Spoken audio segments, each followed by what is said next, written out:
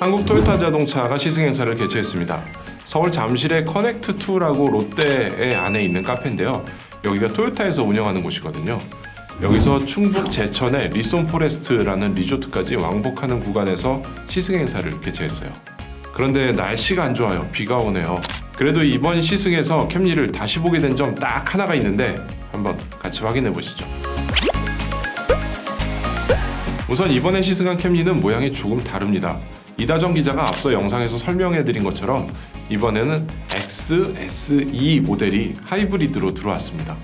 좀 더 스포티하게 생겼고 과감한 디자인인데 이게 처음 출시했을 때는 굉장히 과감하다 이렇게 생각했는데 지금은 뭐 소나타, 그랜저 같은 동급 중형 세단들이 다 과감하게 나오는 추세라 뭐 그냥 평범해 보이기도 하네요. 앞 범퍼와 그릴 디자인이 기존의 캠리, 그러니까 XLE 모델하고 조금 다르게 생겼고요. 리어 램프에는 아래로 선이 쭉 내려왔어요. 이게 제일 큰 다른 점처럼 보이네요.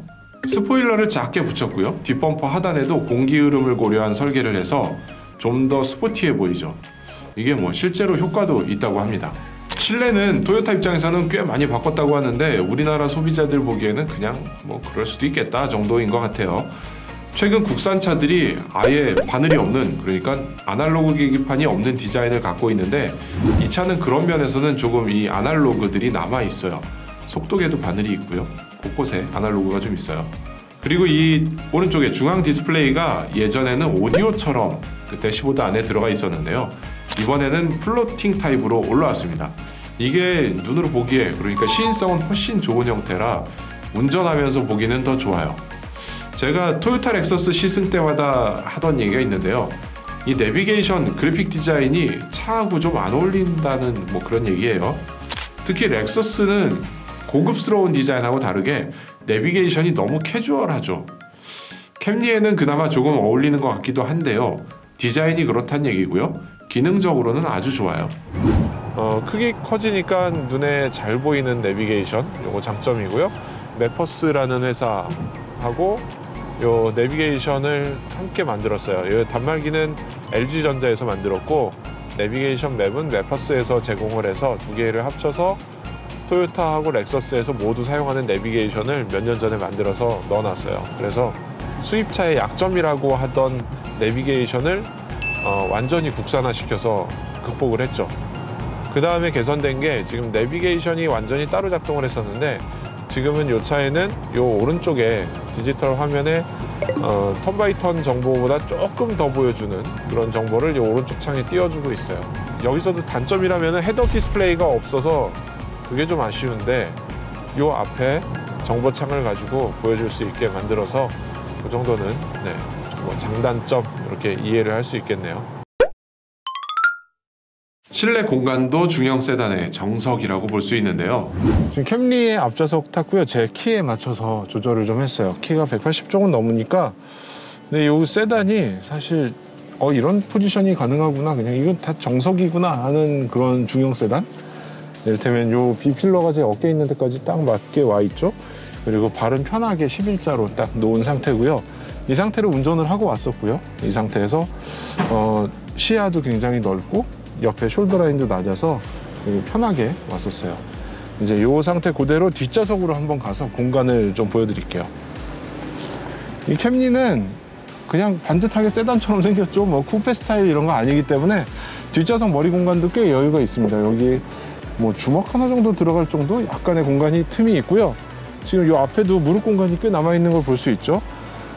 다만 이 앞에 시트가 좀 이렇게 사람 모양처럼 생겼나? 어깨가 꽤 있어가지고 시트가 좀 커 보이는 거, 요거 말고는 다른 거는 그냥 실내 공간 넉넉하고 이건 그냥 클래식한 세단이구나 이런 생각을 할 수 있는 것 같아요. 발 밑에 신발 넣는 공간도 신발도 쑥 들어가고요. 뭐 어디 하나 되게 고급스럽고 좋다 말하기보다는 그냥 빠지는 거 없이 괜찮다 이런 생각이 들어요.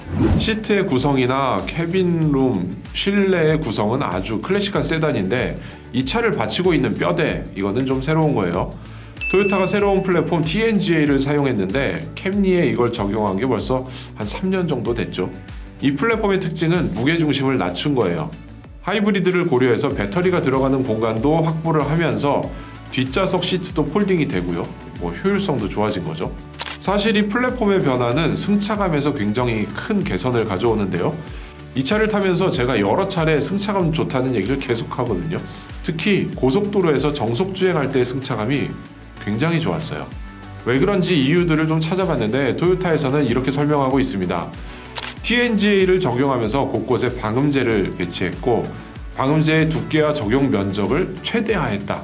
그리고 바닥에는 흡음재를 사용했고 엔진 마운트를 개선해서 진동을 저감시켰다.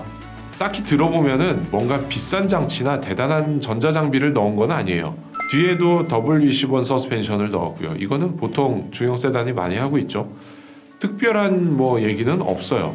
그런데 신기하게도 아주 안정적이고 승차감이 뛰어나단 말이죠. 토요타의 다른 차종에서도 비슷하게 느끼긴 하는데 특히 캠리의 고속도로 주행 느낌은 손에 꼽을 정도예요.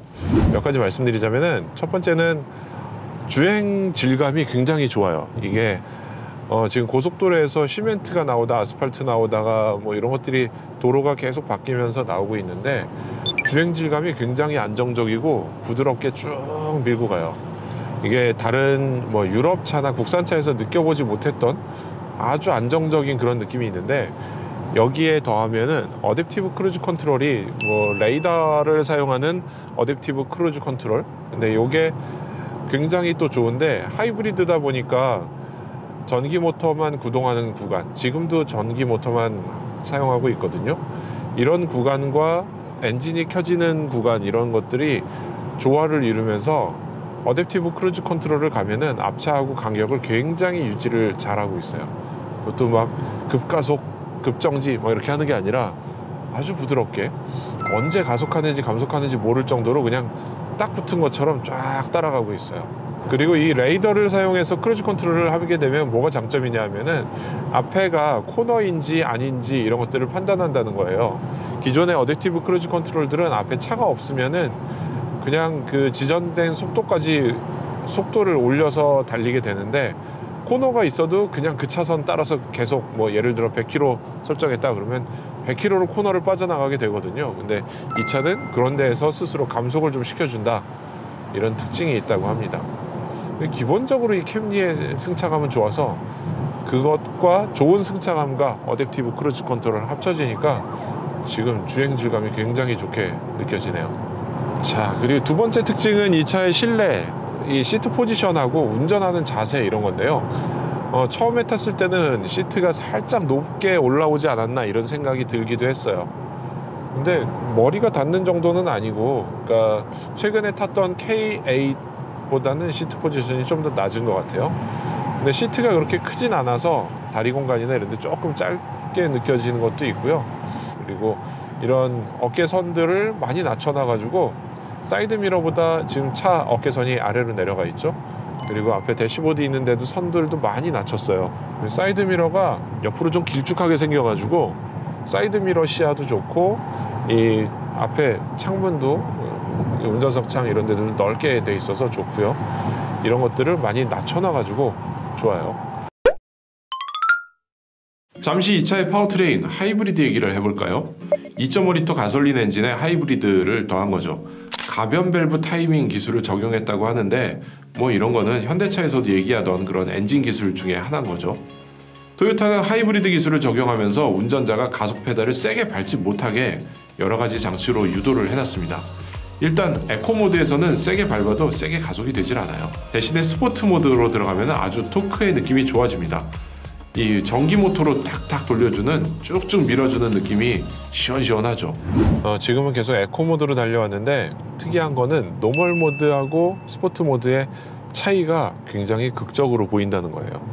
뭐 소리가 바뀌고 서스펜션 뭐 이런 거는 전혀 바뀌는 게 아닌데 하이브리드의 힘을 스포트 모드 같은 경우는 그냥 달리는 데 쓰겠다 이렇게 사용을 하기 때문에 이 주행 느낌이 에코에서는 살짝 무겁고 답답한 차 같은 느낌이 좀 들긴 하지만 연비는 좋은데 스포트 모드로 가게 되면은 힘이 굉장히 좋아져요.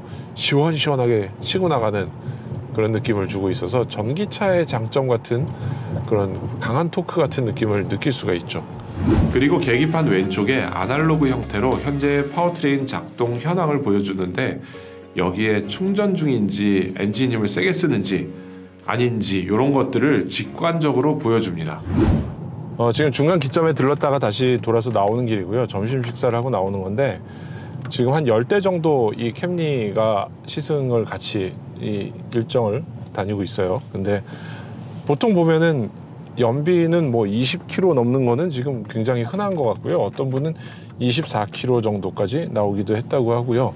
저희도 한 22 정도 나오다가 제가 스포트 모드를 사용해 보기 위해서 좀 밟았더니 좀 더 내려갔었죠. 19점 몇 킬로 정도 기록을 한 것 같아요. 잠깐 단점 정리해 보자면 이 차는 은근히 없는 게 몇 가지 있어요. 첫 번째는 통풍 시트가 없습니다. 지금 앞좌석에도 열선 시트만 들어가 있고요.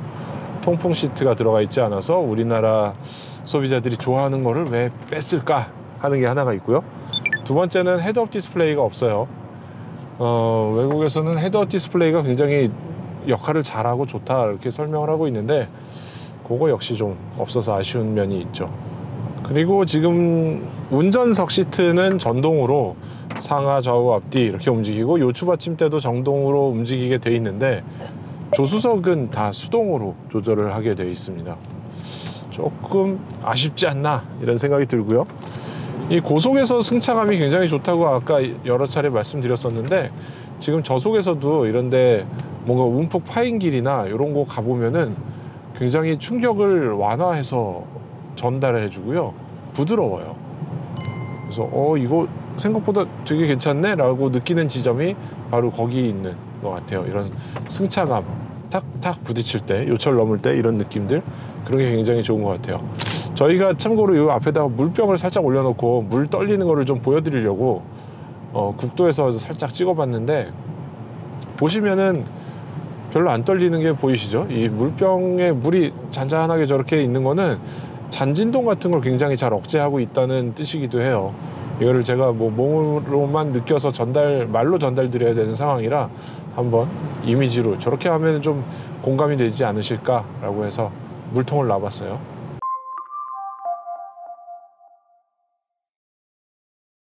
자, 이번 시승은 한국 토요타 자동차의 시승 행사에 참여해서 했던 것이고요.